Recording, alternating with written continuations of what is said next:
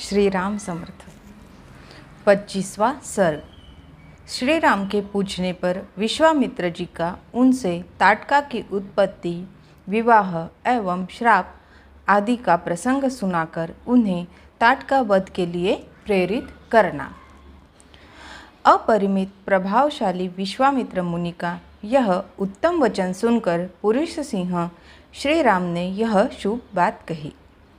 मुनिश्रेष्ठ, जब वह यक्षिणी एक अबला सुनी जाती है तब तो उसकी शक्ति थोड़ी ही होनी चाहिए, फिर वह 1000 हाथियों का बल कैसे धारण करती है। अमित तेजस्वी श्री रघुनाथ के कहे हुए इस वचन को सुनकर विश्वामित्र जी अपनी मधुर वाणी द्वारा लक्ष्मण सहित शत्रु दमन श्री राम को हर्ष प्रदान करते हुए बोले, रघुनंदन, जिस कारण से ताटका अधिक बलशालिनी हो गई है वह बताता हूँ, सुनो।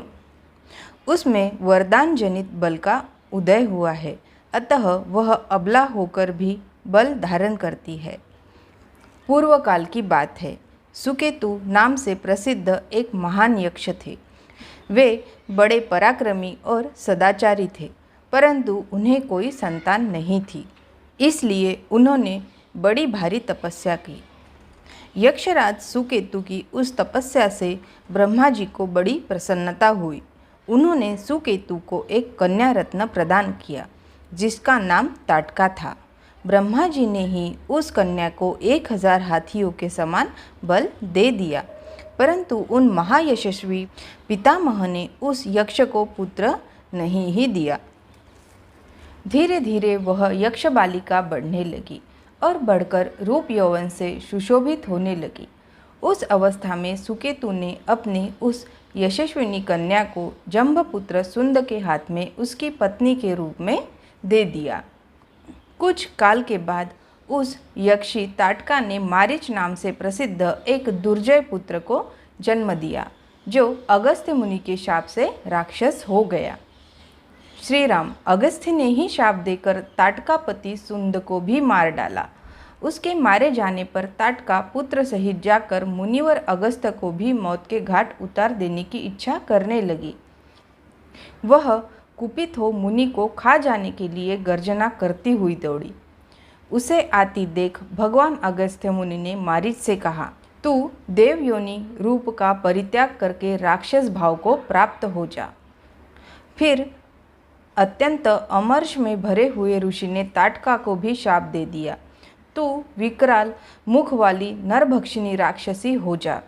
तू तो है ही महायक्षी, परंतु अब शीघ्र ही इस रूप को त्याग कर तेरा भयंकर रूप हो जाए।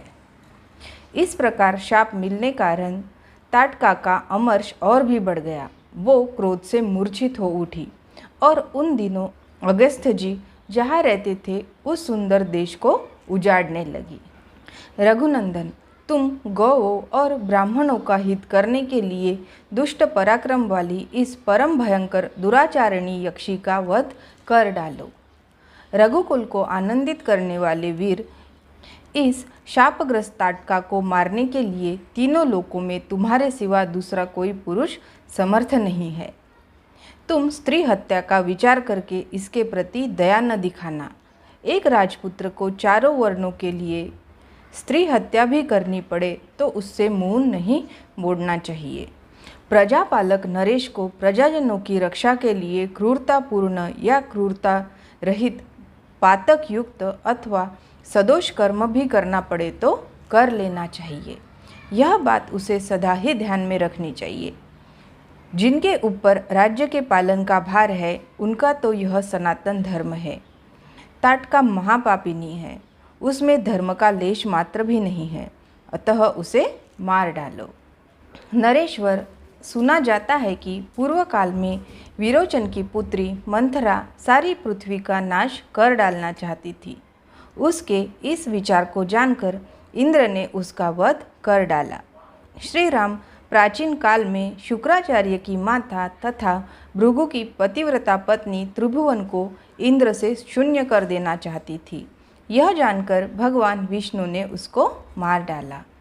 इन्होंने तथा अन्य बहुत से महामनस्वी पुरुष प्रवर राजकुमारों ने पापचारिणी स्त्रियों का वध किया है। नरेश्वर, अतः तुम भी मेरी आज्ञा से दया अथवा घृणा को त्याग कर इस राक्षसी को मार डालो। इस प्रकार श्री वाल्मीकि निर्मित आर्ष रामायण आदि काव्य के बालकांड में 25वां सर्ग पूरा हुआ। श्री राम समर्थ।